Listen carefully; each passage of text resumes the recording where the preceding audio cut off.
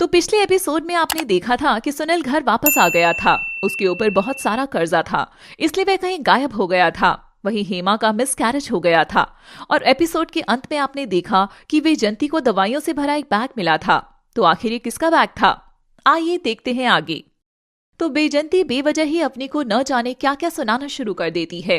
अपनी किसका है ये बैग? पता नहीं, मेरा तो नहीं है मम्मी जी। क्यों झूठ बोल रही है? तेरा ही है।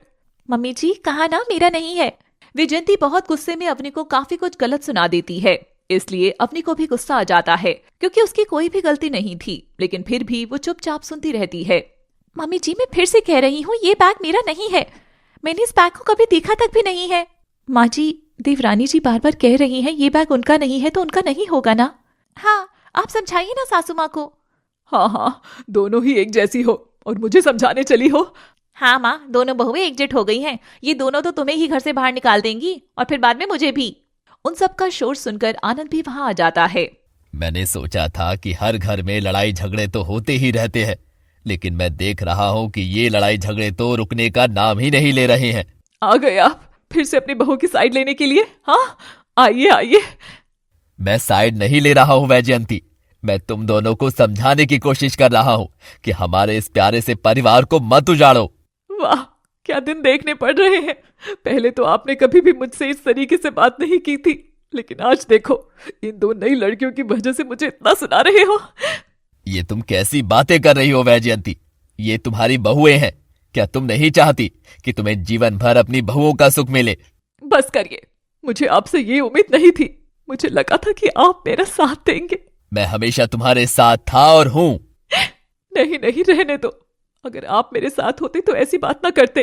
पापा, आपने ये अच्छा नहीं किया, मेरी माँ को रुला दिया। और शर्मिला अपनी माँ को चुप करवाने लग जाती है। मम्मी जी मत रोइए प्लीज। हाँ माँ जी, ड्रामा मत करो अब। मुझे किसी से बात नहीं करनी, अपने कमरे में जाओ। और दोनों बहुएं मायूस होकर कमरे में चली जाती हैं।